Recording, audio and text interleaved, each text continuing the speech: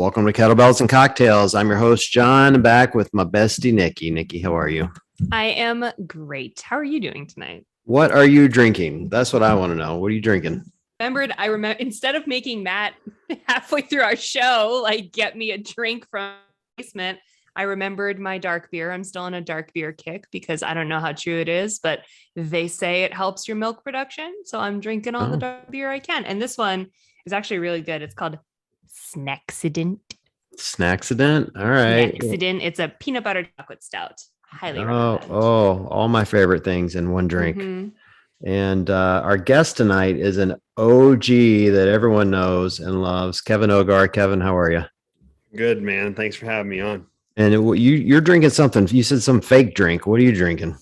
I'm drinking the Athletic Brewing, like non-alcoholic beer. Those are the things So Fraser have been good. advertising, like hand over fist. Yeah, they sent some to the gym, and me and one of my other head coaches don't really like drink so much anymore. But I do enjoy like a nice beer at the end of the day, and so it's nice because I can have one of these and then not wake up feeling like garbage the next day. And it actually tastes like a beer, which is nice. Yeah, Ooh. I love those. And I did a lot of non-alcoholic beer research when I was pregnant because same kind of thing. Like I didn't really give a shit about not being able to drink for 9 months. Like that wasn't I had a way harder time like not having as much coffee as I wanted as opposed to alcohol. But I really do like a beer at the end of the day. Or I like to have like go out for like pizza and beer. Like those two things just like they go together. So the Athletic Brewing Company, and this is not an ad. I wish it was. I wish we were sponsored by them. Hook us up. Hook us up, Dude, right? They're great. They sent us a whole bunch to the gym. Nice. And when we hosted, what was the FYR, the Forging Youth Resilience, we hosted one of their like ComTrain things. I guess ComTrain does it with them, and they left a whole bunch behind. And my head coach like stole them all because he's so excited to have something he can have at the end of the day that's not alcoholic. Yeah, that's I awesome. loved them. They're the best ones out there. And I still to this day, because I obviously can't drink a lot because I'm still breastfeeding. Matt and I will drink those like on a Tuesday. So we don't wake up randomly in the middle of the week with a fucking hangover. Because now in your 30s, 2 beers later, you're like, oh, yeah. I mean, I like having like on the weekends, I'd like having a really nice glass of whiskey. That's great, but I can't do it throughout the week. Yeah, I get that now. I saw an ad the other day. They're making fake whiskey now. I've tried those. I don't know if I can go that far. Yeah, I'm not sure I would either. Any of them. I haven't found a single like fake spirit that didn't taste like just liquid garbage. Yeah, I can't imagine they're making a non-alcoholic whiskey that actually tastes like a good whiskey, and that's the thing. I mean, that's the reason I like Athletic Brew. It actually tastes like a good beer, totally. Opposed to like anything else. It just tastes like you're drinking bubbly sour water. Okay, I can't do it. I should message them and tell them I want a case. I'm gonna drink the whole case at once and go get in a fake bar fight. It's gonna be great. I like it. Oh, sorry. I don't get to use that joke often. I'm glad I got to work that in tonight. You've been saving it for a special occasion. For an eternity. Well, how often does fake beer come up? Hardly ever. Hardly, not enough, truly. I'm glad to know those are good though, because I keep seeing Fraser talk about them, and I'm like, yeah, okay, buddy. Like, and all respect to Fraser, being sober and maintaining that journey. So I'm not making fun of him, but I'm like, come on, man. Like, you don't drink. How do you know what's good? You know what I mean? It's like, so it's good to know that they're really good. It makes me happy. No, they're legit. They're legit. And the only other non-alcoholic beer that I found that I actually really like is the Sam Adams like fake IPA, non-alcoholic IPA. It's actually legit. I haven't tried it yet. It's good. I just tried these because they were sent to the gym or left at the gym, and we're still running through them. Where were we? What after party was it? I can't remember. It was I think it was West Coast Classic this year. I was like super fucking pregnant. And we had like the little like get together at the end, just like the staff, and they got us pizza and there were drinks there and there were a whole bunch of those. And I did the same thing that your head coach did. I like stashed them in my bag and like flew home with them from Vegas because I was like, these are the best. And, like they're kind of hard to find. Stole them all. Thanks, CrossFit. Wow. We're going to change the name of the show to Kettlebells and Fake Cocktails with all this talk. I know. Well, you have me convinced now, Kevin. I'm going to order some. Just give it a shot. I mean, they're not that expensive, so. I wonder if you have to sign for them, because I know there's not enough alcohol in it to matter, but there's still enough that the state gets weird. You do not, at least in Colorado, you don't. We had some shipped to the gym for me and my coach, and he ordered it off Amazon. So, well, you gonna drizzly that shit? Yeah, look, if I can get it on Amazon, that's a slam dunk. Yeah. What's it called? Athletic Brewing Company? Yeah. Yep. Sweet. Well, if I know I can get it on Amazon, you can get anything on Amazon, man. Amazon's the bomb. I'm gonna get hate mail for that. Slide into their DMs, see if they'll sponsor the show. Yeah, exactly. Hey, listen, we had a guest on who was drinking your beer and they were raving about it. We'd like to try it. Give us your beer. It can work. Yeah, we just gave you a 10-minute free spot on our show. I know, right? Exactly. We have many more important things to talk about tonight. I'm very excited for tonight. We do. This is the first episode we've done to talk about the campaign I'm doing around the adaptive community, which is, I've been wanting to get Kevin on forever. So I apologize. This is the reason to get you on, Kevin, but it's a good reason. But I love this reason. This is the reason that I'm on. This is great. Yeah, but I've wanted to have you on forever. So I still feel like I got to apologize because, you should have been on far before this, but you're here now. So here we are. So let me give the rundown of the campaign and maybe the genesis of where it came from, and then we'll talk about it. And Kevin, I think, we'd love to hear about your journey, and you're doing so many things with WheelWad and ATA and everybody else within the community. And matter of fact, I got an amazing DM about you today. I'm gonna read to you later. You might start crying. Sweet. I haven't made a grown man cry in a while, except for myself, but doesn't count. That doesn't count. Or maybe my dad. Maybe that counts too.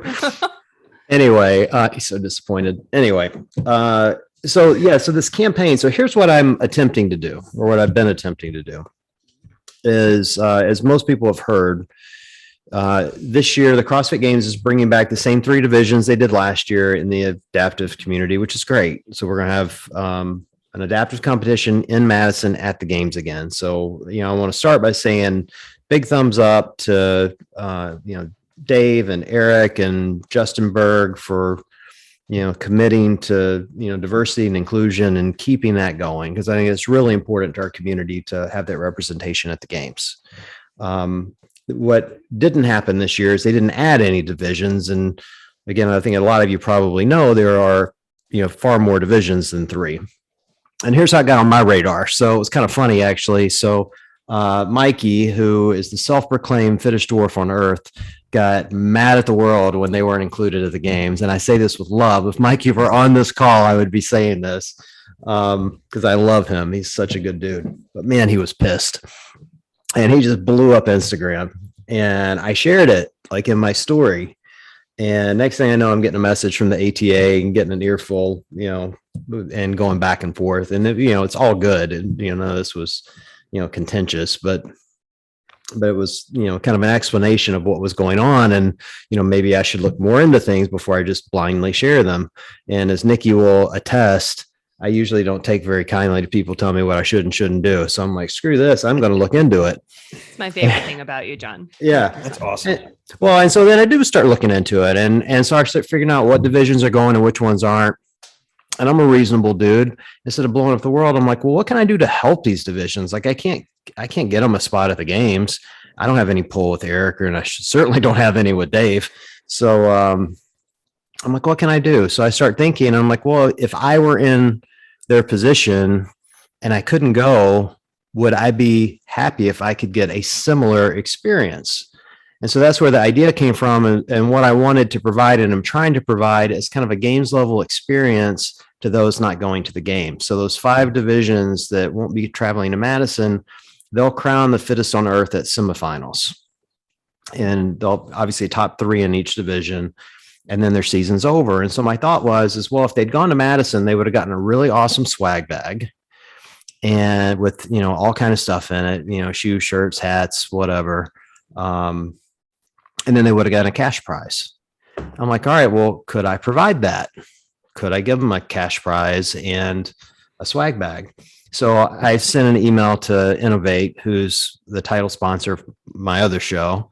And I'm like, hey, I got this big idea. And I didn't tell them what it was. And they get on the phone with me and they're like all nervous. They're like, oh my God, here goes Willie again, off on a tangent. And I tell them what the idea is, and they are like, done. Let's make it happen. Let's go. Sick. Like Sick. that fast. Like they had no hesitation whatsoever. They're like, let's make it happen. CrossFit OG. That's why they're the first ones ever. Before there was a Reebok deal, before there was anything, we were all wearing their stuff. Like they are from the ground up, like the OG CrossFit brand. Well, and, you know, they said to me, they're like, you know, they love the adaptive division, and, you know, they've got athletes that are part of that division, and they've worked with them for years. And they're like, look, you know, we view ourselves as kind of the shoe for the everyman, not necessarily the elite of the elite. Like they're not out there trying to sponsor the Frasers of the world. Like, you know, the normal people like me wear their shoes, you know, and they're like, this is perfect for us. And, so they were all in. So I just shot a few messages to other people that I knew, other businesses. And like the first 3 people I talked to were like, done, let's go. Let's make it happen. You know? And so that's when I knew I was kind of onto something. So I just started setting up call after call after call, you know, probably 10 to 15 sponsors. Shot a bunch of messages to friends within the community of, hey, what do you think of this? How's it going to be viewed? And once I kind of had an idea of what I thought would happen, we just ran with it, whatever that's worth, and set up a GoFundMe page to start fundraising for the cash prize. And at this point, I've got, you know, probably 10 to 15 sponsors that are coming in. We'll talk about them some tonight because there's some really cool stuff coming, I think, from a sponsorship standpoint. And, you know, and so what I hope can happen, what the real gist of the campaign isn't, hey, we're just going to give them this cash prize. I'm like, what we really want to do is get them in Madison. And so the goal here isn't getting the cash prize and getting the swag. The goal is to double participation in the open and to get more people that need fitness into CrossFit. And so that's what I'm really trying to do is like, if I can get enough representation out to the community, we can get more people to join. And so all these sponsors have also agreed to send out emails and use their social. You know, I'm doing kind of a daily post on my page, just highlighting athletes within the community and whatever division I can find, and sharing their stories and letting other people share them. And, you know, my hope is people will find it. That way they'll see, you know, kind of these amazing athletes out doing stuff that, you know, they weren't sure they could do. I had someone reach out to me today, actually, that I posted this girl, Kim, who's blind, and she was doing, you know, step ups and burpees. And, you know, it was really interesting to watch the video because she's touching the box as she goes down, you know, and somebody messaged me and said, you know, I have hope now. That's awesome. Because I didn't realize that people were out there doing this, you know? And so it's like, and so that's what we're really trying to accomplish here is like, if we could double participation this year, maybe double it next year and keep it growing, will these other divisions get invited at some point? Oh, that's the goal. And so that's the gist of the campaign. It was a really long, like kind of sermon, but that's the gist of the campaign and what we're trying to do. And I think it's an awesome campaign. And I think one of the reasons I really enjoy it, that you guys are doing this. And first of all, thank you from the adaptive community. But secondly, you're actually doing something. I think my biggest problem with a lot of what I've seen is like when Stouty started Wheelwad, it wasn't, well, they don't have a spot for me in the open. I'm going to complain about it and then act like a victim. And then hopefully they're going to change everything they're doing to accommodate me. He goes, no, we're going to do this ourselves. And he started doing the open himself. He actually took action to do what he wanted. And that's what I like about like your campaign and a few other people who are doing stuff. It's not like, well, we want this, now do this for us. Otherwise we're going to complain about it. We're going to actually do something about it.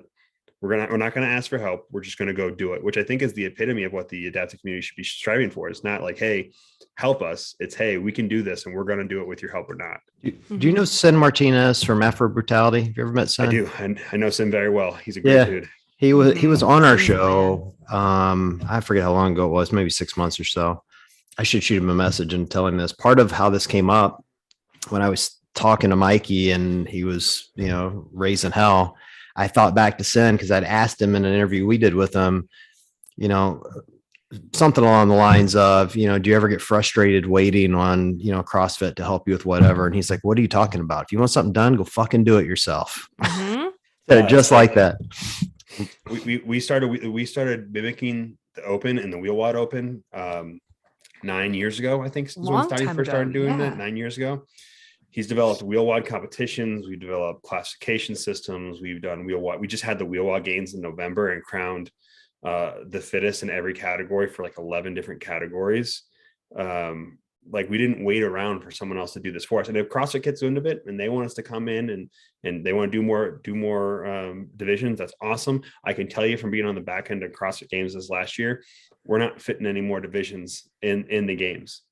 Not to say we will never have those divisions at the CrossFit Games.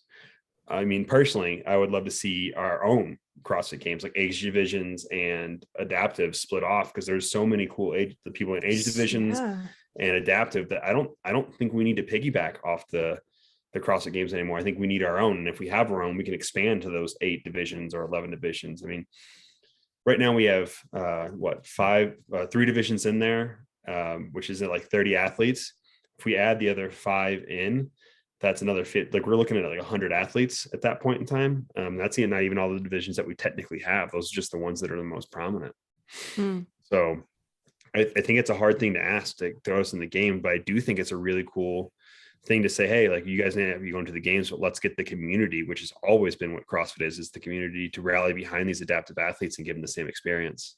Yeah. I love that idea too. Like I've had years in the past, and I'd be curious on your perspective of this. I forget what year it was, and I was watching online. So it was several years ago, but it was like kind of in between events. They brought out a bunch of adaptive athletes and had them do a workout. Yeah. And showcase. Yeah, it was like a showcase. And I kind of hesitated for me. I'm like, this is really cool. And it would be fun to watch an adaptive competition, but that wasn't that. It came off more as like, let's do some sort of inspirational thing and make people feel good. And I'm like, I've known plenty of people in that community, like they just want to compete. They don't want to be somebody else's inspiration necessarily, And I mean, they've had a showcase since 2014, I think is the first one. And I've actually been a part of all of them, either behind the scenes or out on the actual field of play. And I think one of the biggest things and the reasons why we always push for that is it was the starting point to getting in interest. Like you can't just be like, all right, here are a bunch of athletes you know nothing about and I've never seen them do anything. We're going to throw them in front of you and you guys are going to cheer for them. Those showcases, I think, really were the jump off point to get CrossFit to realize that there's a huge community out there of adaptive athletes and people do want to see these things. And they've been working really hard. Eric and Dave, I know for sure. And Justin also like worked really hard with us this year to figure out how we could include, well, I guess last year, to include the adaptive division in all of this stuff. And they're doing it again this year. And honestly, here's my biggest thing. And here's what I told Mikey this, I've told everyone else this in the adaptive community. If we added more divisions than those 3 this year, we would become a circus show. That's it. Because we have to jam things in there. We wouldn't be testing fitness. We would just be doing it for the sake of doing it. We would be off to the side and we'd become a sideshow. And you might as well just put us under a tent with some elephants if you're going to jam us all in there at that point, because we're not going to be testing fitness. There's not enough room in the day at the games as it sits right now to do any of that and do it well. I mean, this is coming. I mean, I've been trying to get to the games for 14 years now and I've been incredibly close, very many years. You think I don't want to go to the games and actually, after 14 years of trying to get there, I do, but I want them to test my fitness. I don't want them to say, well, here's a handout for you cripples. You guys can get out there and do something that's similar to what we're doing. And maybe some people will watch you. Kevin, can you explain a little bit about your role in the back end of all that? Because you're OG, you've been in a community for so long, but I know you've been more involved the last couple of years with helping on the back end of stuff legitimately just through HQ and at the games. Yeah, mostly just bad jokes. That's what fair. Totally fair. We'll all fit in there. So I work for WheelWad and I work for ATA, and we have very similar visions, but we're 2 separate ones, more educational, one's more competitive and programming type stuff. But we work together a lot, and I work for both. And so my role has really just been like I was a head judge last year at the games for the adaptive division. Help with the programming or adapt to the programming on that side. helped with like setup and making sure the athletes were safe and like I just kind of like helped plan the events. And my official title with like wheel wad stuff is head of judging and standards. And I also take care of some other stuff on the back end there, but a lot of that is with the programming, but a lot of that is Chris Stoutenberg, and then Alex Zirkenbach as well. And then for wheel wad, there's also John Prescott, who does a lot of the organizational stuff for us, because me and Stouty are pretty scatterbrained at times. Well, there's a lot to keep in line. Those are big jobs. You're like, oh yeah, we just plan and organize the entire thing. No big deal. For like 11 divisions of people and all of these different things that you need to consider. And man, event planning is so rough, and CrossFit event planning is so tough. There's so many tiny little details that you have to kind of get under your belt. So that's much bigger job than you sort of lending yourself to right now. There's a lot of stuff that we've developed and like processes on the back end for both ATA and wheel wad that make it a little easier, and we can plug and play a few things. But yeah, I mean, it's a large endeavor. It's a lot of work. I think people fail to recognize how diverse the adaptive community is. Like, and I forget, to be honest, like when I've started doing these posts, because I kind of read every comment that comes in, I start seeing people talk about like little sub threads, how all, like the neuro divisions are really interesting to me, because there's so many different, impairments you could have, The neuro divisions are probably one of the hardest divisions to program for and create a fair and level playing field for, because I mean, we have major and minor neuro as it sits right now, but even in minor neuro, you have probably 100 different impairments that could possibly pop up, and then you get into major neuro, and just major neuro simply with like cerebral palsy, you have like hundreds with just cerebral palsy that could change differently, and then they manifest this way differently and this way differently. And how do you test across the board and make it fair, so you're not so people can express their fitness and what their body is physically capable of, but we also don't put someone who's in the same category at a disadvantage because of their impairment. Well, how do you do that? That's a legitimate question. How do you do that? Lots of testing, lots of data, thinking of like, you have to figure out where the difference is. It a fitness thing? Is it truly something they could train and get better at? Or is it an impairment thing? Is it something that their impairment's just not going to allow for it to happen? And if it is, we have to err on the side of programming for impairments, which does take away from the fitness sometimes, which is why we split in so many different categories. It's actually the main reason we split between seated 1 and seated 2, or seated with hip function and seated without hip function, because the seated with hip function, we're being held back so greatly by those of us who don't have hip function, because our impairment was going to prevent us from doing certain things, that we had to split in 2 categories so we could start to actually express people's fitness. Tom Miazga, who is by far the fittest seated athlete in the world. Like, there's no one close to him. There's no one that could even come close to him at this point in time. I would put it, if everyone else was here and Fraser was here in the seated community, everyone else is here, and Miazga is like not even in the same realm of possibilities. Well, Nikki, he was the one I posted the video on a couple of days ago, where he was doing like 10 muscle ups unbroken, a bazillion muscle ups unbroken, and I was like, who the fuck is this guy? That's at the end. That's at the end of a giant chipper. That's literally at the end of a giant chipper on his second round. Yeah, to throw up. As soon as I got the video, I'm like, I'm not sure I want to post this, because he's so much fitter than me. Like, I'm just like, screw this guy. Like, just the worst part is he's also a super nice dude and a super good looking dude, which makes you like kind of like, go fuck yourself, Tom, because you can't have everything, but he does.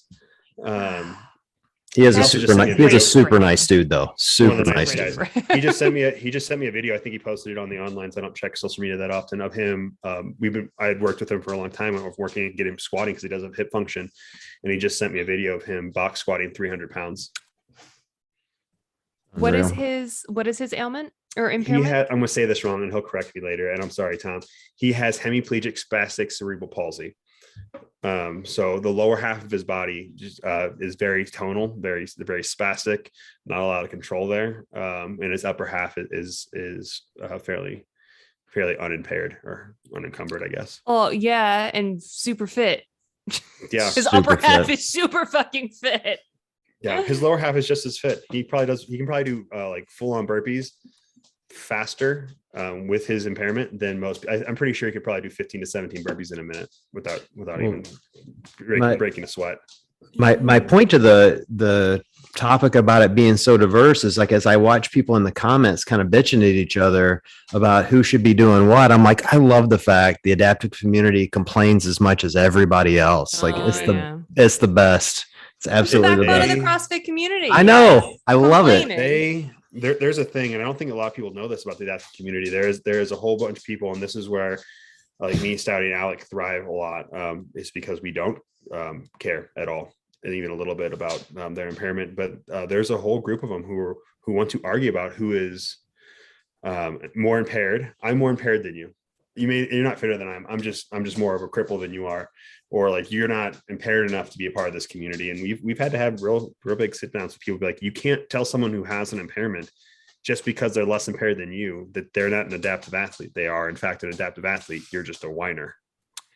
Do you know what's so interesting, Kevin, is I was wondering that and like almost couldn't find the words to ask you that question, because I was like, surely that doesn't happen. Surely because in my head, I'm like, with so many divisions and so many like different ways to skin the cat, so to speak. Like, I wonder if there are people who are like, well, this is my impairment, but I should be in this division. And it's not fair that this person is competing alongside me because they have this impairment to a lesser degree than I do, but we're still in the same. And I was like, surely there's no way that kind of conversation actually happens. It got really bad last year. So Alec Zerkenbach is an adaptive athlete. He has a permanent impairment. He has basically he can't feel or really move anything below his right knee, and he has a spinal cord injury. He just happens to walk. And last year, just because he looks normal, quote unquote normal, when he's up and walking around and wearing pants, he had people yelling at him that how dare he be in the adaptive community? He's not crippled enough to help run this stuff. And it's like, you guys are just looking for problems at this point. You guys don't actually want to further any of this. You guys want people to look at you and go, oh, poor sweet cripple. We'll do things for you. And so there's quite a bit of it. I got some flack. I reposted something on it in social media, which I don't do very often, from one of our wheelies that she made, like one of those, like, I'm gonna get hate for these statements, but the wheelchair community victimizes themselves more than victimizes themselves, or put themselves in the state of being a victim more so than we need to, which is true. 100% it is. And I got some people who were upset. I don't just act like a victim. I have an impairment, blah, blah, blah. And I'm like, there you are. Yeah. You're a victim. Turns out you're proving my point there, bruh. Yeah. That's tough. Because like, you don't want to minimize the way people feel about their situation. Oh, I do. But you do. Well, I was going to say, but they need a swift kick in the ass from someone like you. So there we go. We're in agreement. The problem is and I've talked to my wife Shannon about this, and this is where I think it comes from. In the adaptive community, they've had a lot of these people who've been told like, no, they can't, no, they shouldn't, all these no's. And then they have people who baby them and do everything for them and try to hide away from their weaknesses or from their impairment. They try to hide from it their entire life. And then you get into the sport of CrossFit, which whole purpose of it is to expose your weaknesses and directly challenge where you're impaired and where you're not impaired. And you have these people who have never had anyone tell them like, we don't care, do it anyway. And they throw some hissy fits. I will say, by and large, only though, in the adaptive division. That's just CrossFit across the board. Well, you're right about that. And I will say, you guys have a significant population though that is the opposite of that, because I got one the other day. Now that I've started this, it's even worse. This woman messaged me and she goes, hey, I'm waiting for the meme of the adaptive athlete who's blind female who was having to work out with the men because she found herself in the wrong heat or something. And I'm like, I can't do that. Like, I'll get roasted senseless for doing that. And she's like, oh, come on, people are just babies. I will say this. It is a small minority who need that swift kick in the ass to be told like, shut up, no one cares. It's a very small minority. The vast majority of the people who compete in the wheel wad space or even the CrossFit space, we tell them to do things and they go, yeah, sure, we'll give it a shot. So it's a vast majority there. And I also say, John, like, we have the most twisted sense of humor in the adaptive community. The most twisted. And so there's very little that can be done in the adaptive community once you've been accepted as one of us that's going to offend us. Well, I get that. And because I have a lot of friends in the community, and that's why they all ask me to do it. I'm like, but no one knows we're all friends. Right. Like, That's just it. Right. you It's know, not going to be the adaptive community that gives you shit. It's going to be all the able-bodied people who we are just like, need the to, fuck are you doing? we just need to get you like a little plastic card. It says like cripple approved. yeah, perfect. And then you can do whatever you want. Like a stamp. Get them a cripple stamp. Cripple. I use the word cripple a lot. Cripple stamp of approval. That's your word. We can't say that word. My whole thing with it is if you're going to get offended by a word because of your situation, you really need to look down deep into yourself and figure out why you don't like yourself. Interesting. Sorry, if a word gets you that hot, that's on you, not on the people using it. Especially if they're trying to use it respectfully. If someone comes up to me and says something and tries to be respectful, and they're trying to be nice, and it's just not a word that I enjoy, and I jump down their throat, that's me, guy in a wheelchair, being an asshole, not them. And if I'm really that offended by a word that they're trying to be nice about, it probably has something. It has more to say about how I feel about myself and my situation than it does the actual word. We've done a lot of discussion about things of that nature with a lot of different groups of people when we were doing a little bit on the diversity and inclusion, especially when CrossFit was first like coming up with the board and figuring out who was going to be whatever. And we always ended up talking to people who came to that conclusion that were like, people, they're nervous and they walk on eggshells and they're going to say the wrong thing. But as long as they're coming from the right place, like it's okay to have that conversation of like, hey, maybe not that word, but like, I'm not pissed about it. Just like, here's how I feel. Or like, yeah. Where you're coming from. I hear you. That's fine. I would rather have someone come up to me and respectfully call me a stupid cripple rather than someone come up to me and call me handy. If the next person that calls me handy capable, that's the one that gets me. Ooh, like that's why?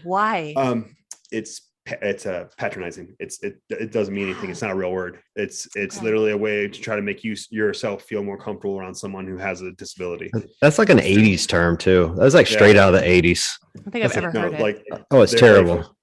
If you look at these words, they have meanings. Like disabled, my legs are technically disabled. They aren't able. They don't work. Crippled literally means to unable to ambulate from one place to another. I'm crippled. That's the technical term for it.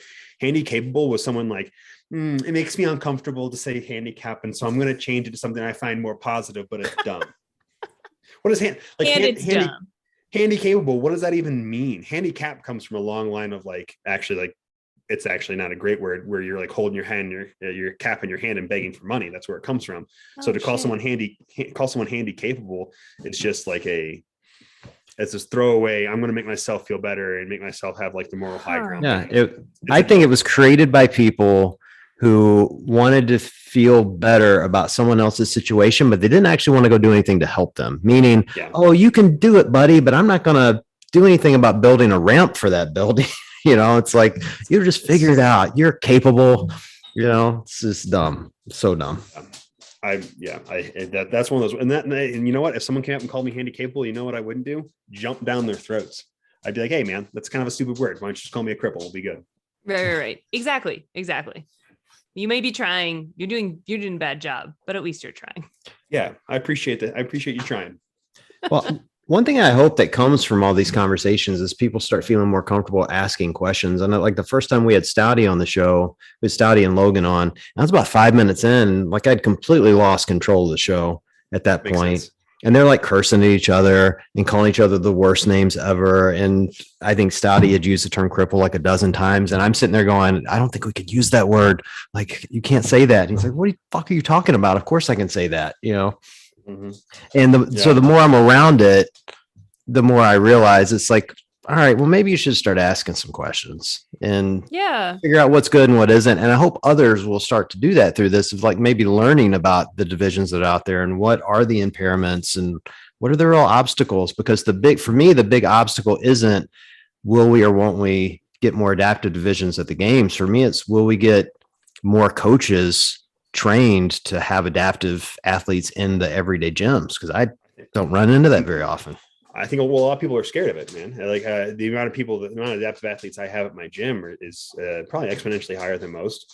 But the amount of them that have come to me from other gyms and just said, yeah, the gym told me to sit in the corner because they didn't know what to do with me. And it's not like, and I don't think it's a lack of like empathy or even like wanting to help from CrossFit gyms and CrossFit coaches. In fact, like I know it's not, the CrossFit coaches are some of the most like, I want to help everyone type of people that I've ever met in my entire life. And I've worked with a bunch of them. I think it's mostly just fear. I think one of the things that the WheelWOD stuff and the ATA stuff does the best job of is eliminating fear. We're telling them like, yeah, it's okay. In fact, one of the statements I make at all those courses is like, they're adaptive athletes. Something has aggressively tried to kill them and fail. I don't think bicep curls and overhead press is going to do it. And so once you kind of get that mindset to where like something has literally tried to kill this person and not done a good job and they've survived, you can push them and they'll be okay. They're not porcelain. And I think that's the biggest thing that needs to get across for a lot of these coaches. I mean, I'll go so far, and I'm a bit of a, I don't know how to say this nicely. There's like I'm a CrossFit guy. I teach level 1s. I teach level 2s. I work for the company as an affiliate rep. Like I am a CrossFit guy through and through. And I will tell you that you have everything that you would ever need to coach, to start coaching. I'll say start coaching adaptive athletes if you go through your level 1. Yeah, totally. Period. So you want to hear something cool? Here's something cool. So part of this campaign is to get more people into the gyms. And so when I reached out to these companies, one of the companies I reached out to was O2. We just had Dave Kalina on the show a week ago. We did a happy hour with him and drank a lot of tequila on the air. It was great. Really fun episode. And so I'm talking to Dave. I'm like, hey, you want to be a part of this? He's like, absolutely. I'm like, well, what do you think you'd like to do? You know, do you want to help us with the swag bags or, you know, maybe put some money into the divisions? He's like, oh, I'll do all of that. He's like, but what if I do a $20 O2 gift card to every single adaptive athlete who enters the Open? That's every single one. I mean, if our growth numbers are the same as they were last year, you're looking at like 2,000 or 3,000 adaptive athletes competing this year. Yeah, well, that's the point. And so now, and so this is what, and we haven't even announced this yet. So at this point, I'm going to have to announce it by Friday. What's really cool about that? What's great about that is when you think about it, this could be we'll call it a $40,000 investment by O2, and the athletes that are entering is a $20 entry fee to get into Open. You get something for your money, whether you podium or not. Yeah, you get it back. That's huge. Yeah, it really speaks to, you know, Dave is an amazing guy. But I think it speaks to just the power of the community, how much people, you know, really want to see these divisions succeed. And I think this can really help us get more people into gyms, which again that's the goal. And I can tell you, we've seen an uptick in adaptive athletes going into CrossFit gyms, people working with CrossFit adaptive athletes. It's been massive since the Open. Like even my gym, which we are pretty adaptive athletes, we jokingly call ourselves the gym for misfit toys, because most of our classes you couldn't make a full human being out of the entire class. And so what we've seen is that even us have a huge uptick in the number of adaptive athletes who are coming out and trying these things just from being able to see someone else do them.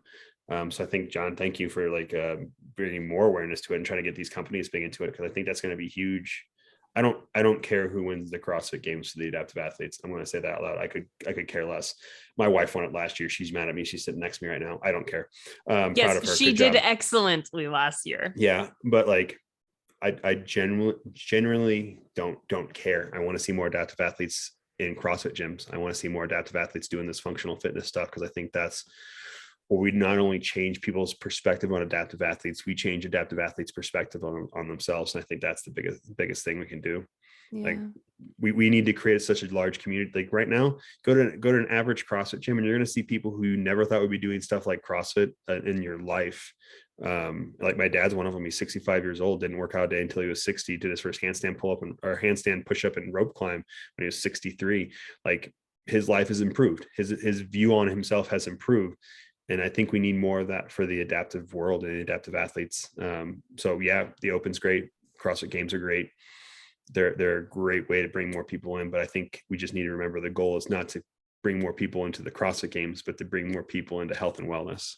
Yeah. Yeah. Which is why I love that this is how you've set this up, John, that you're pushing for participation at the end of the day, more than anything. Like, you know, you want to be in this, you want to get involved, you want to be a part of this communal effort, like sign up and test your fitness, like put yourself in a position to really test what you're capable of. Well, That's what's important here. Here's some cool stuff that's coming out of it. Like at this point, I'm meeting people, which I never met before. And, Kevin, you'll know them, but I met Dana from Equip Products who, awesome they make, they make all these, different products for the adaptive community. I met her at Rogue and, we talked for quite a while, and she had these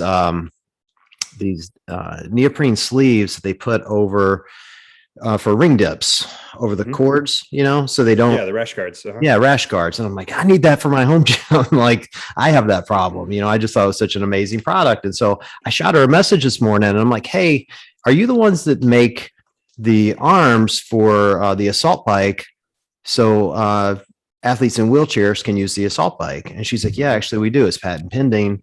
We're really excited about it. You can flip the monitor and see the monitor upside down. I'm like, do you know Tracy at Assault? And she's like, no, we've never been introduced. And so I connected her to the owner of Assault Bike today.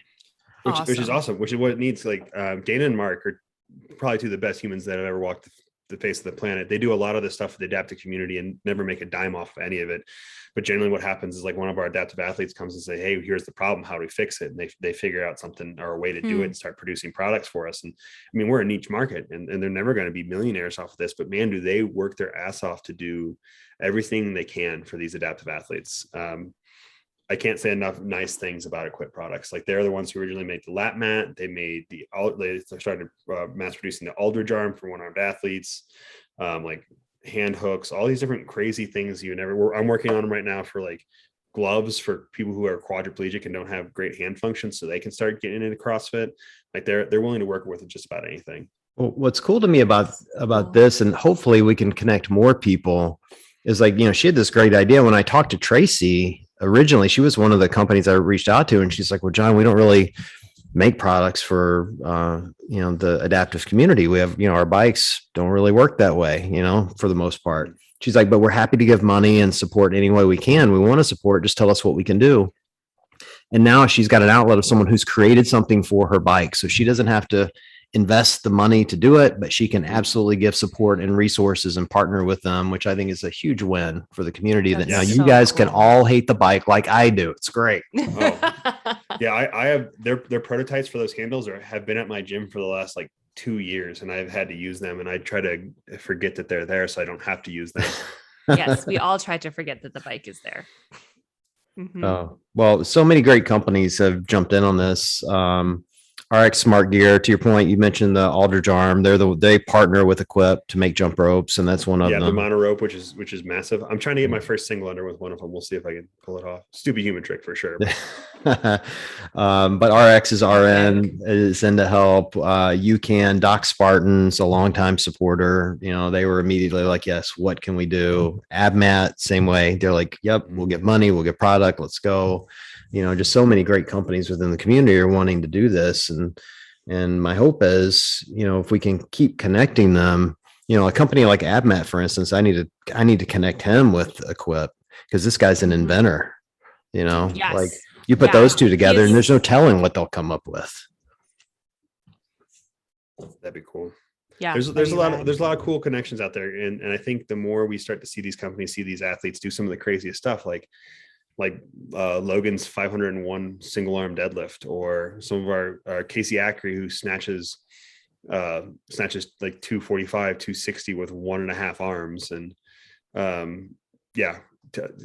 or like Tom Yazga. That's not human. No, it's not. He literally he's a residual limb and he's below elbow athlete, and he literally, with one strap on one side and his hand on the other, will literally snatch and catch, like I think it's like 245 or 255 on one hand on this side, and like balance it on his residual limb on this side and catch it that way. Like, you know how perfect you have to be in your pull in order to catch 245 on a nub?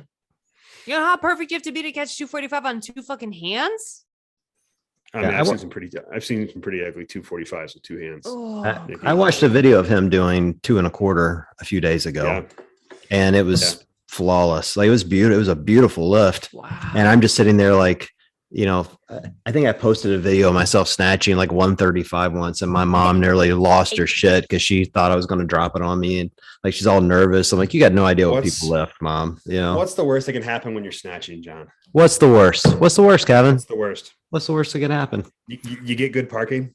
There you go. Jokes. Yeah. Good parking, good jokes. Downsides.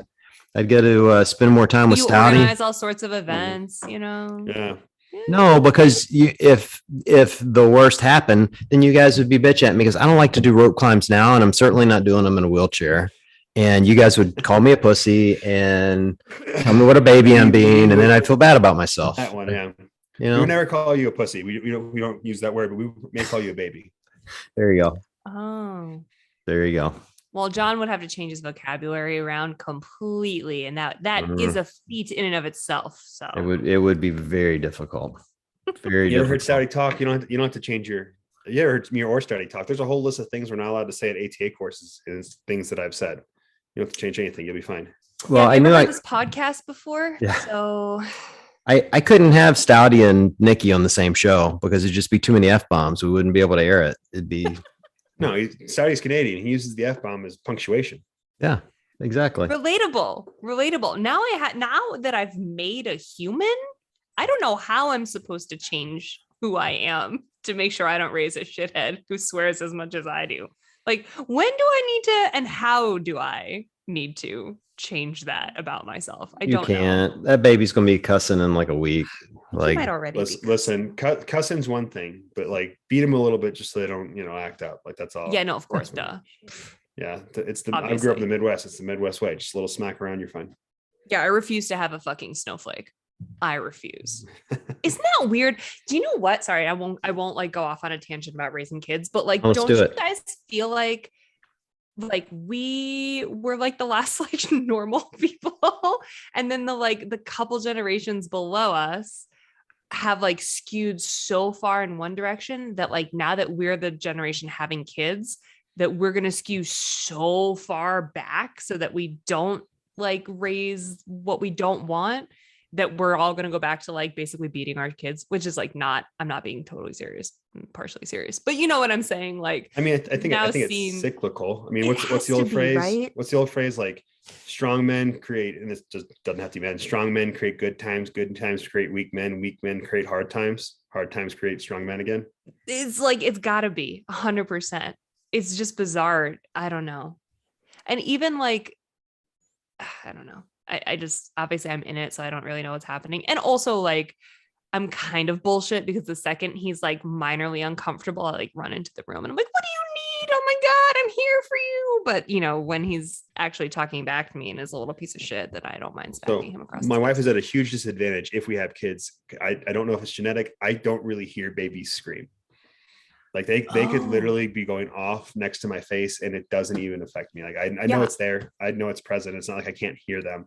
It's just something that doesn't bother me whatsoever. So we'll be on like flights and she's like, did you hear that baby screaming the entire time? I'm like, yeah. She's like, didn't that drive you insane? I'm like, no. Do you want to hear something terrible, or not terrible, but terrifying rather? That was me before I had my own. And now that I've never given two shits. Like, babies cry, whatever. It doesn't bug me. Like, it is what it is. No worries. I don't care. And then I had my own. And now I'm like 2 milliseconds into him crying. I'm like, I'm just gonna go check on him or like pick him up or whatever. And my husband has to be like, you need to relax. And he needs to figure out how to soothe himself. Like, calm the fuck down. I grew up in a large family with a lot of kids. I think I just learned to like block it out when I was really young. I was like that too. I'm telling you, my brain is broken. My brain and my pelvis are both broken. Thank you. They'll both heal. What a combination. Only one might actually. Only one might. Turns out. Yeah, I was at PT the other day, and my physical, because my body is like just not healing. It's just not like responding well because of like the weird position I have to sit in to breastfeed this baby. And he was like, wow, your sacrum's really loose. I was like, yeah. When does that go back to normal? And he was like, maybe never. So there are literally like doctors and PTs who specialize in this pelvic like strengthening and pelvic floor strengthening for like pregnant women in postpartum. And I only know this. My sister had a kid like I guess he's almost 2.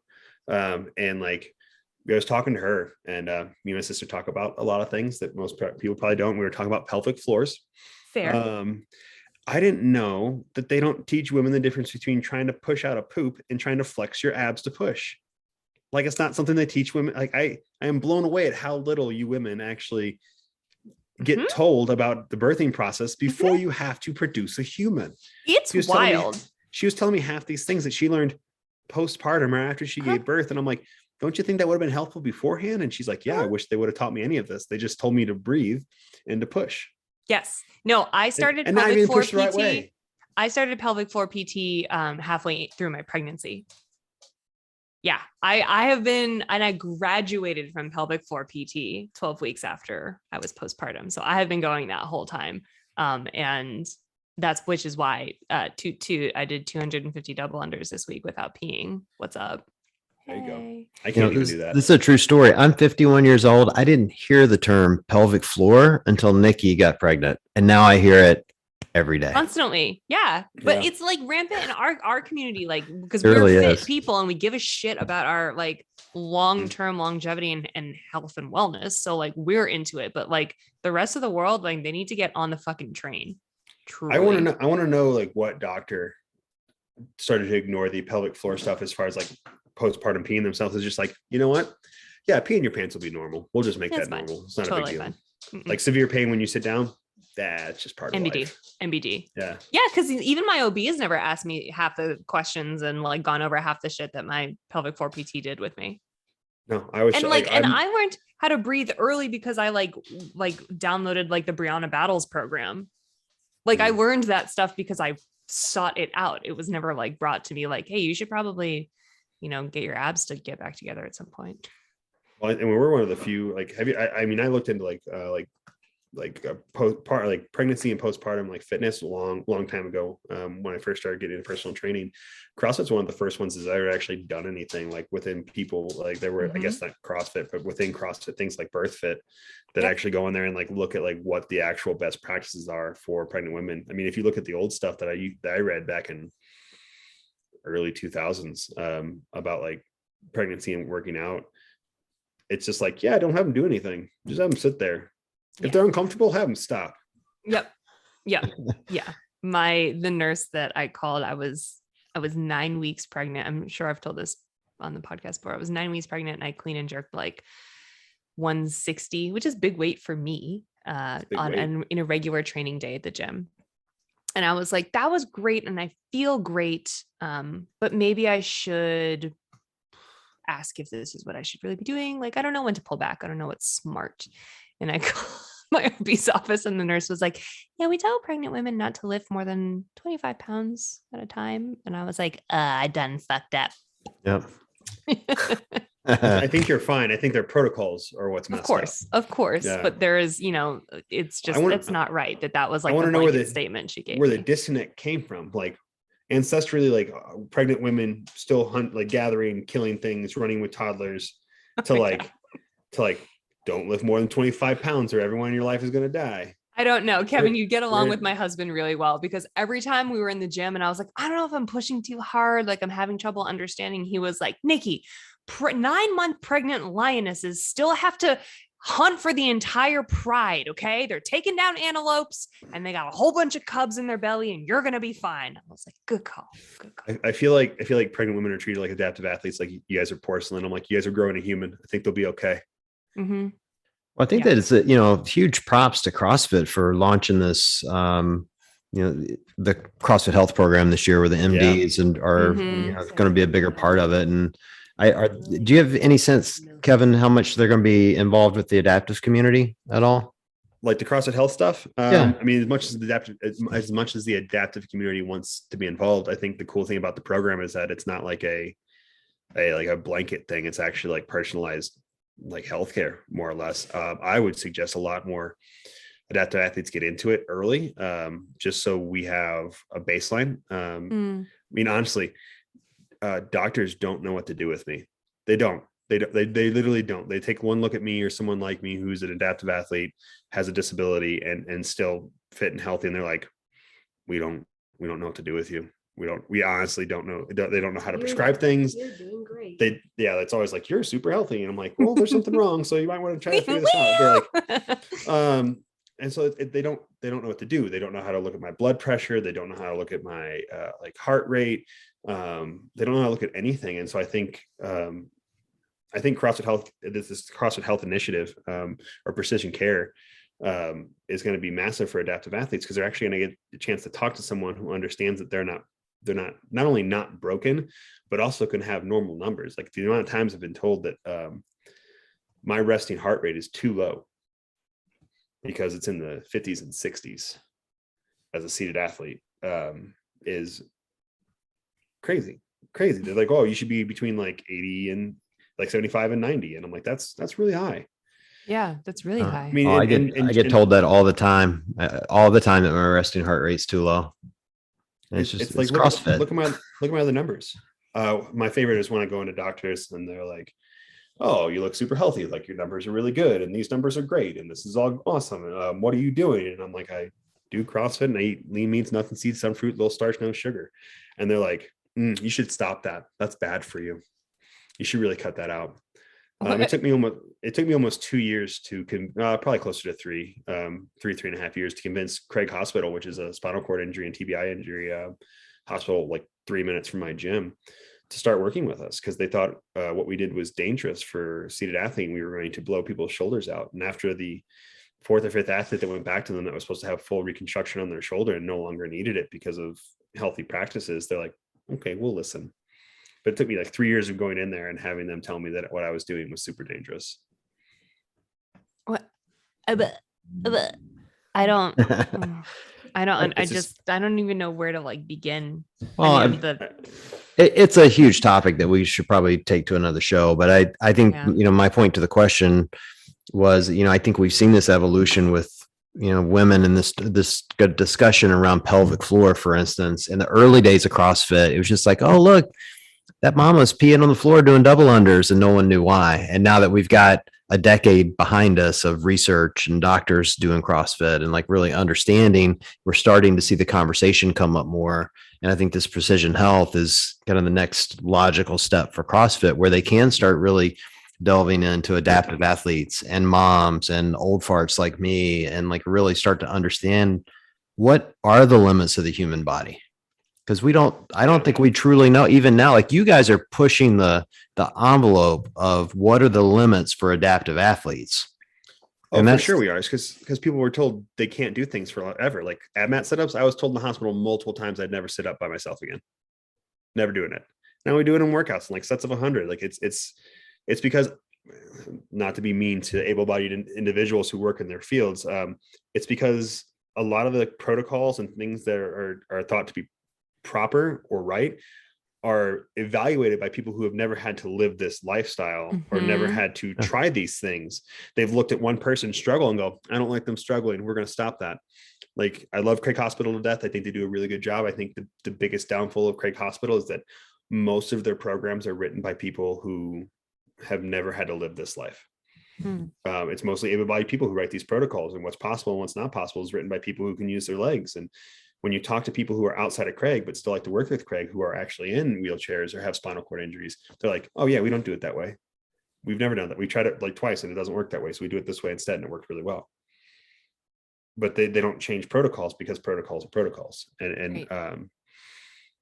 I think it's a lot of the same thing with, pregnant women, adaptive athletes, all these protocols are written by people who aren't pregnant women and adaptive athletes. Yeah. And like, not to say that they can't know what they're talking about and you can't coach adaptive athletes unless you're an adaptive athlete yourself, because you absolutely can. But those protocols should be written by someone who's having to deal with it, or at least a coach who's willing to make someone suffer a little bit. Well, I think our generation is so scared of struggling. Yeah. Our generation is so scared. We are scared of struggling. You know how many people will literally sprint to open a door for me? And I'm like, chill. I literally can bench press 400 pounds. I think I can handle this 3-pound door. Like the amount of dirty looks my wife gets when I open the car door for her or open the restaurant door for her, because like she should be doing it for me because it doesn't look normal. So I think a lot of people just are so able-bodied individuals are so scared of making adaptive athletes struggle, or non-pregnant men are so scared of making pregnant women struggle that they they forget that they're probably Do wrong. you ever get tempted if you guys are in a fight to be out in public and go, why won't you help me? And watch her get dirty looks? No, she gets dirty looks enough as it is. That's what I would do. I'd be the worst. One of her favorite things to do is to like cause a scene in public, like going to a grocery store and like me be looking at something and someone like not want to tell me that I'm in their way. And she'll literally scream down the like the aisle, move, cripple, you're in their way. And they don't know that I know her. And so like one of her, she loves to make people uncomfortable. So I don't think she needs any help with that and the like making people in public upset with her. She's my favorite. You should start responding. I'll move as fast as I can, lady. Like you don't know her at all. It'd be great. We've done that. People get real uncomfortable. Oh no, it's perfectly fine. Take all the time you need. I didn't even want to eat tonight. I'm gonna leave. I'm gonna leave the store. Oh, perfect. That's great. That's great for me. Yeah. Oh my God, how funny. But then she also gets the like she'll get like the, oh, you're such a saint for staying with him. Oh no. I am. And she'll be like, yeah.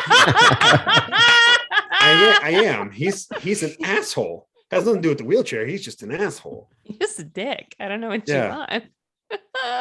But I mean, I think the fact that isn't her Instagram handle the walking Ogar?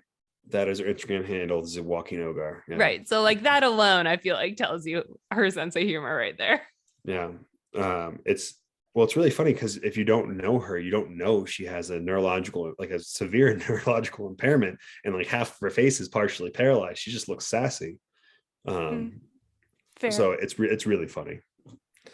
But it goes back to the point of like, I think that's the main thing. Like people don't want to watch me struggle. They don't want to watch other adaptive athletes struggle. And I think when you don't allow people to struggle, you really,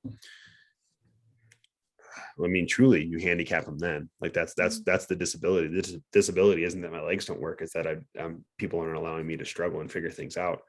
I mean, if I never struggled, like good example of this, like getting in and out of my car, the first time I did it, getting into my car took me 45 minutes. I didn't know what I was doing. It was hard. I was struggling. Now it takes me a total of like 20, 30 seconds to get into my car, which is still longer than most. But, if someone didn't allow me to struggle, I would always take me 45 minutes to get in my car instead of like learning the processing and then taking 20 to 30 seconds. I still like 70-year-old ladies come up and be like, can I help you? And I'm like, no, can I help you? It looks like you need it more than I do. But I think we need to let, especially in the adaptive communities, let them struggle a lot more than we do. Yeah. It's a good life lesson for all of us, honestly. Well, stop being a baby. Yeah, which is why I need to let my fucking kid cry. I know. I'm gonna title this podcast "Stop Being a Baby" and see how much hate I get for it. Just stop being a baby with Kevin Ogar.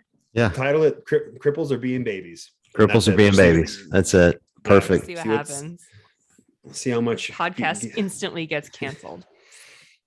Well, I think that phrase is probably the best one to end it on. I do hope that this is, especially this conversation about uncomfortableness, I hope that's what comes from the campaign, that people start getting out of their uncomfortableness and talking to others and telling others about what's going on in our community. And most importantly, get them to join, like get them to show up in the gyms. And that's going to be uncomfortable. Right. And to your point, Kevin, they're going to struggle. And the coaches are going to struggle. Like the coaches are going to struggle more than the athletes for a while until they figure it out, and they'll figure it out. The coolest thing I've seen out of any adaptive gym, my gym, News River, Stouty's gym, a lot of now the big ones that have big programs, isn't the fitness. It is the perception of human beings. We don't have adaptive athletes and athletes. We just have athletes at our gym at this point in time. We have some that need to scale more, scale less, adapt more, adapt less, but they're all athletes. And I have all of not only our adaptive athletes who are like, I forget I'm working out with able-bodied people. That's cool. I think that's really cool. I think it's a really powerful statement. I think the cooler statement is when I have able-bodied athletes come and be like, I completely forgot they had an impairment. It was just Cody. It was just Mariah. Like I completely forgot they were an adaptive athlete. And I think that with your campaign and bringing more people into this, I think that's when it's going to start doing. It's going to change people's fitness level, which is awesome, but it's going to change their self-perception and the perception of others from what they can and can't do and to who they actually are. Well, I can tell you this: if you and I were bench pressing together, I'm the one with the impairment because I ain't benching 400 pounds, bro. Not even close. I skipped leg day for almost a decade. Well, it's paying off. Apparently, 400 pounds is pretty solid, to say the least. Oh, I would. I like heavy things. I had to have something. I had to have one lift that was super heavy. That's what I got. And I have short little basset hound arms. So that makes it easy. That's too easy for you then. I'm like, I have an advantage over everyone else. I don't have to drive through my legs and my arms are short. Easy. Man, you got all the advantages. Look at you. Got it all set up for you. It's good stuff. Let me read this comment to you, Kevin. Let's see if I can make you cry. I want to know. This is a good one. You know that this came from Rebecca. You know Rebecca. She goes, actually, I posted that you were going to be on the show tonight, and she just sent a comment, said he's the GOAT, and then sent me a follow-up comment. It said, so Kevin was my L1 red shirt about 3 weeks before my brain tumor diagnosis. When I ended up paralyzed, I sent him a message, and just having seen him in action reminded me I'd be just fine if I never walked again. Now, lo and behold, I'm honored to be able to call him and his wife a friend. His life has given many people like me hope. I thought that was really cool. Come on. Oh, Shingledecker. Nice words. Oh, that was really cool, though. You know, and just she is a good person. She is she's also the third fittest neuro athlete in the world at this point. Fourth. But she's not alone. I remember that level 1. We were down in Texas. I believe we were at CrossFit Strong when I met her, and then like 3 weeks later, she reached out to me with having to have a brain tumor removed, which is crazy. But there's the more stories that your campaign can create like that, John, like where people have these massively traumatic things happen to them, and they can come out the other side and say, like, I'm still a human being. I think that's going to be the coolest thing that comes out of your campaign. I mean, even last year, the Amy Bream, who probably has the most views out of anyone for the games, single leg female, getting the bar overhead, like it's been shared on SportsCenter a million times over. She never did CrossFit before this. Like the Open helped show her that she was capable of all these things, and I can't wait to see what your campaign does to bring more people in. I'm super pumped for it. I love the fact that you're like, I'm not going to wait for this. I'm going to do it myself. And I think it's going to be a huge bump.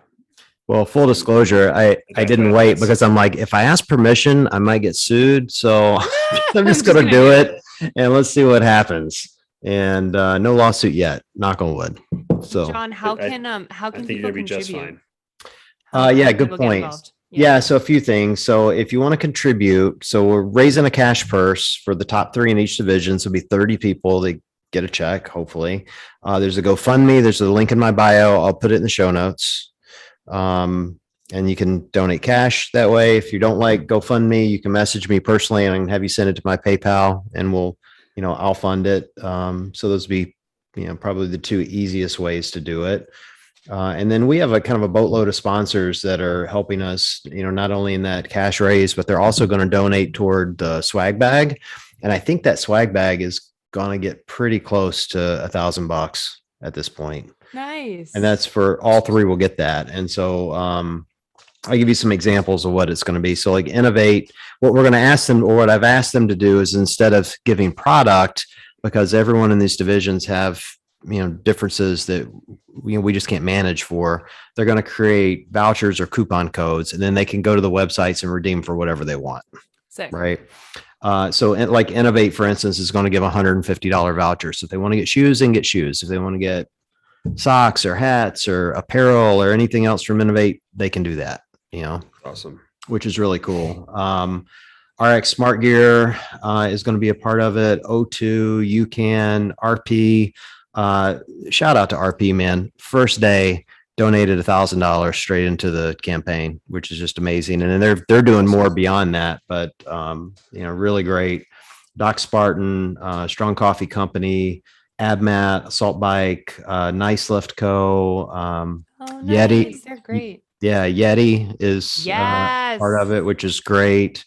As a matter of fact, I had, and then some other things are coming up. I got I'll announce this in a few days once they get it finalized, but Blacklisted HQ, which is a gym, they do online competitions. He's like, hey, what if I run a 2-day competition and donate the money to this?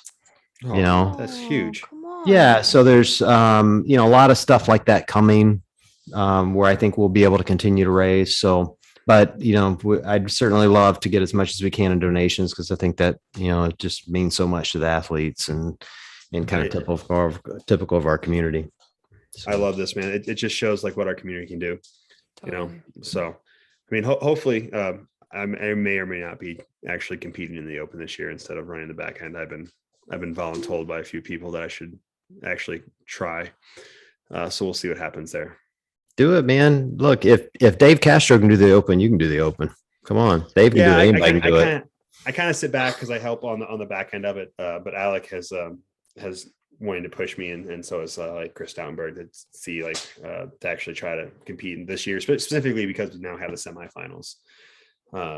So I'm old Kevin, I would love to watch you compete in the Open, dude. I'm old and I'm out of shape, Nikki. We'll. You got time?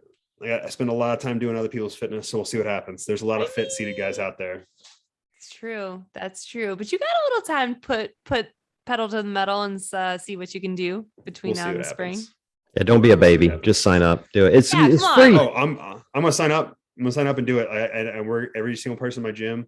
We did the deal last year. I've been doing this deal for my gym for the past 3 or 4 years, adaptive athlete or not, that if they signed up for the Open and it was their first one, I'd cover the cost of it. Oh, I love that.